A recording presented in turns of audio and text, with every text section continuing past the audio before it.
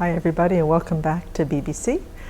I have been sharing some thoughts on our recent Western Buddhist Monastic gathering that happened in Escondido at the Deer Park Monastery going on probably about 3 weeks now. And I'm continuing to ponder the theme of that gathering, which was how to develop and sustain Bodhi resolve with joy in challenging times.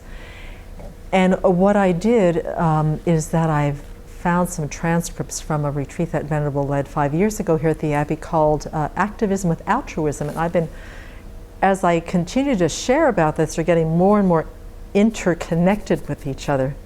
And I'm finding the transcripts from the retreat quite remarkable in their practicality and their wisdom and compassion. So I'm veering more into the transcripts, but still tying it into the theme of the gathering.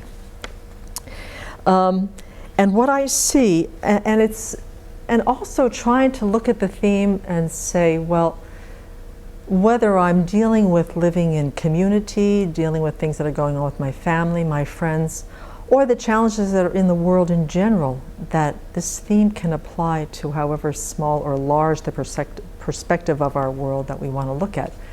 And what's interesting about the retreat is that Venerable, most of the retreat, she is teaching us on how our minds are, and of course we know this intellectually, how our minds are the main obstacle to developing the bodhicitta mind, developing this courageous, compassionate mind that can pretty much address anything that shows up with a kind of wisdom, a kind of thoughtfulness.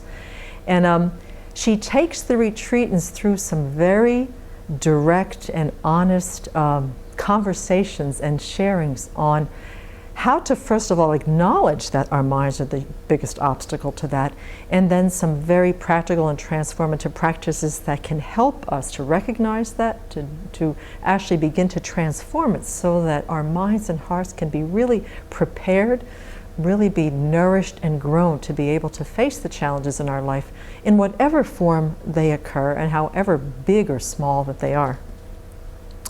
And what she does, and how we get trapped and overwhelmed by our own thinking. She teaches how to get in touch with these misguided ways of thinking and choices and to begin to replace them little by little with some very practical advice which I'll share. The first one that I just want to review very quickly, the little process that she goes through in this retreat, is to look at our motivation for why we do what we do at any given moment in the course of our day. Do we even know why we're doing what we're doing? And then she says to start with that, try not harming anyone or anything. First point, the first intention of the day. Try to help, try to benefit someone, something during the course of the day. And that what I have found pondering this is that it helps to remove from my mind a lot of basic doubt and confusion when it comes to making choices on how I'm going to proceed when something difficult arises. When I've got those two as the parameters, it kind of, the indecision that sometimes comes when I'm not clear about the motivation on why I want to respond and how I want to respond. And then, so it becomes, so not harming and benefit become very powerful antidotes to doubt and confusion when it comes to making choices during these challenging situations.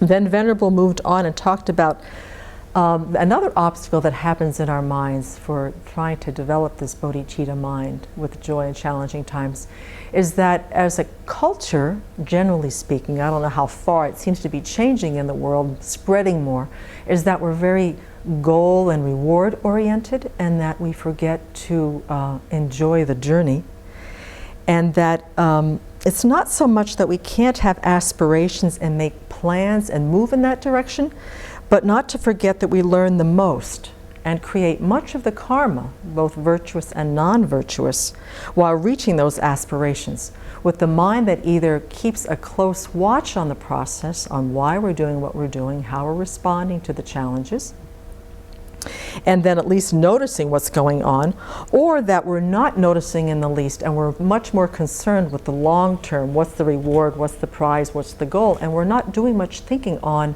our actions and what's driving the actions behind them. So by getting involved and enjoying the journey, we get to then be more engaged with the karma that we're creating and the choices that we're making. And are we paying attention to the opportunities for practice in transforming our minds and cultivating the qualities that best serve in the long term as we attempt to fulfill these aspirations? Or we just want to get there, get the trophy, get the reputation, get the t-shirt, whatever. The other part that Venerable says that kind of ties into this is that it's very important to check our unrealistic expectations at the door. To really see, you know, what is, in this challenging situation, what is it that I can actually offer? What is it that I'm hoping for? And, you know, what is the help that I can actually bring to the situation? And to be very realistic about that, and very clear about what our capacity is. And then the next words of advice, which is so fascinating, you know, because when I first heard this theme at the monastic gathering, my mind immediately goes to some very profound, high, esoteric, complicated practices. And in this retreat, Venerable's continually bringing the group, you can feel her just bringing it back to how do we live our lives right here and right now? What are our minds doing while we're living our lives right now? And the next part is that she goes into advice on developing a mind of joy and benefit in challenging times is to learn how to relax in the middle of all that life is bringing to us. And it was like totally a surprise when I read this. It was like, Venerable, what do you mean relaxed? I mean, the world is, you know, my mind, no, the world is like, oh, we're in a crisis, a catastrophe, the environment, my family, my mind. And she's going, relax. And then she goes into detail and she says, you know, when we really look at it, we have been so conditioned to be stressed, to be worried, to be anxious, because there's a lot of external voices and there's a lot of internal voices sort of helping us to sort of proliferate the stress and the concern. And when we're, at least for me, when I'm under that type of tightness, when I'm under that type of anxiety, my mind doesn't think very clearly. So she says it's so important to have a relaxed yet firm mind so that when things do arise in our life, we have a mind that can address it. And so what she says it's not about being self-absorbed, it's not about being apathetic. It means having a body and mind that are free of stress and tension, and therefore a body and mind that have some space to actually have some understanding in regards to the challenge that has come up. This relaxed sense of being has a kind of openness and space, two of its characteristics. It's a wisdom mind that takes the time to investigate and learn what's going on. And it could either be with family, it could be with friends, it could be with work, it could be with something in the world that's presenting a challenge to your own mind, to your own wanting to help, to your own wanting to benefit. In a calm and clear way, not getting into fear or worry, just finding out what's going on. She says, look at it from different angles. And then from that place, we choose on how to respond. Okay, so she keeps saying, a relaxed, calm, clear mind. And so then, I'm going, well, this is not an easy task. This is really difficult. To take time to find out what we need to know, how we think or feel about the thing that's happening, and to find out what's important and helpful. To cultivate joy in life, to want to benefit others, even when it's tough, to find balance and to find this mind that's firm and relaxed is a very, very difficult. It sounds simple when you first hear it, but it's an extremely difficult practice. Most of us were taught, well, first of all, we weren't taught to be well balanced in school. We weren't even taught to be well balanced at work. We were taught how to multitask. And that's like pretty nutty thinking. It's crazy making actually multitasking, but that's what we've been basically taught. We have never had any type of framework that teaches us from the time we're children to be well balanced, to be relaxed, to rest, to take care of ourselves. So then, of course, somebody in the audience raises their hand and says, well, Venerable, what would a balanced life look like? And Venerable, in her wise way, said, well, it all depends because everyone is different. Everybody has different minds, everybody has different mental states, and there are different times in our lives where we need a different version of what balanced and relaxed means. It's not static, just like we are, and so it's an ever-changing thing that we continually have to check in, continually have to readjust. Okay, so now, once again, these are going to sound, when I first read them, they're going to sound, yeah, whatever. But when you think about trying to do this, we try to do it here at the Abbey, and we know that our friends out in lay life try to do this, and it's very difficult to do her suggestions. I'm going to lay them out and see the challenge of having to have a balanced and relaxed life. Okay, the first one is to have some kind of spiritual practice, no matter what your path is. That sets the tone of the day.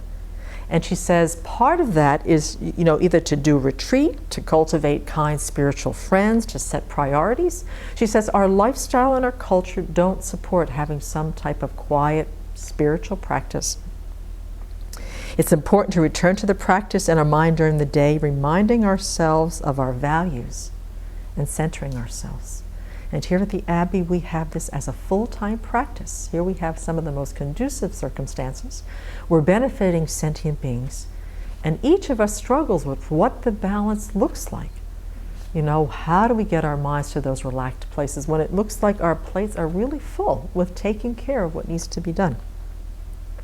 She recommends cultivating a kind and helpful motivation in regards to whatever we're doing, whether it be our workplace, at home, and with friends. Okay, so first, so we go, okay, easy. No. Okay, that's the first one.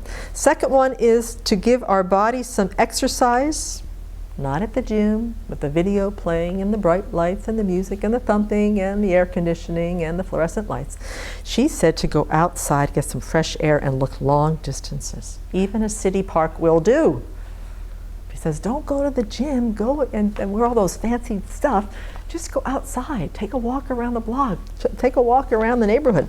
But she says it's very important that part of having a balanced mind is to make sure that the body is healthy and gets exercise and get the heart pumping, get the lungs pumping, get the long view, get the beautiful sense of connectedness.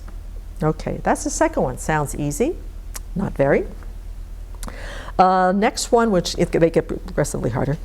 Let go each day of the technology that we have plugged ourselves into. And this was 5 years ago, where iPods and iPhones were just, I think iPhones were just maybe a concept. I think iPads were just starting. She said, try and not sleep with a computer or TV in your bedroom.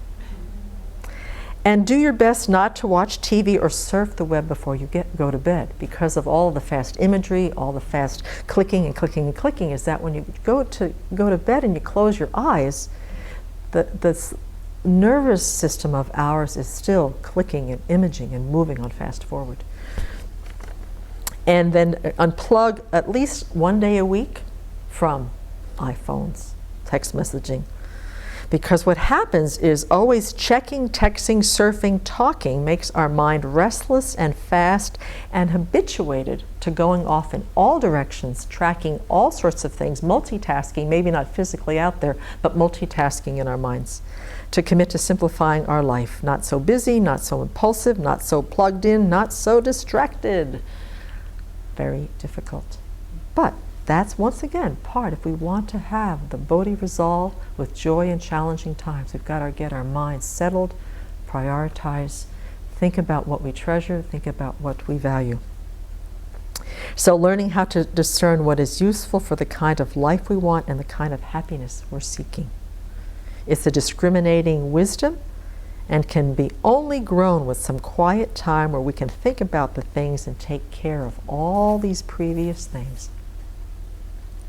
So in ending this, and once again, there's more continuations as she gets deeper and deeper into this retreat, is that we all want clarity, patience, compassion, humor, space in our minds and lives. And balance is a crucial part of how we get there.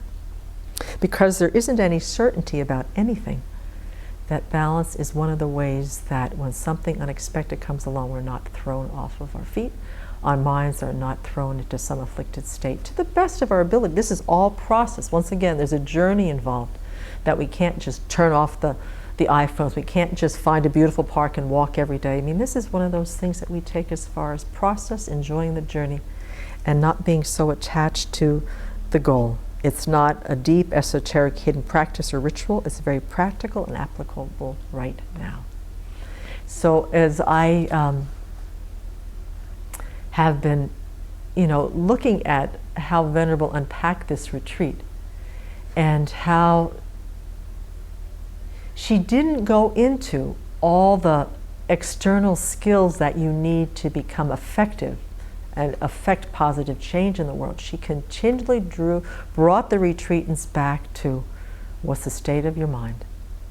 How are you going to cultivate the qualities that you want to be able to do what you most deeply want, and whether it's taking care of something that's come up in the family, something that you want to really engage with at work that's difficult, or something on a planetary scale that is just heartbreaking. She says, if we don't have the mind that's able to go with the challenges, go with the unpredictability, to be able to prioritize and find a space to grow these good qualities, we're going to be reacting, we're going to get burned out, we're going to have a lot of compassion fatigue in the process, and we're going to give up. We're going to say, whatever, and let the world go without our wonderful contribution to making it a very, very different place to live. So let's grow our capacity little by little. And the next one, I don't know what's there. I haven't turned the page yet, but perhaps there's more advice that Venerable can give to helping us to cultivate bodhicitta with joy and challenging times.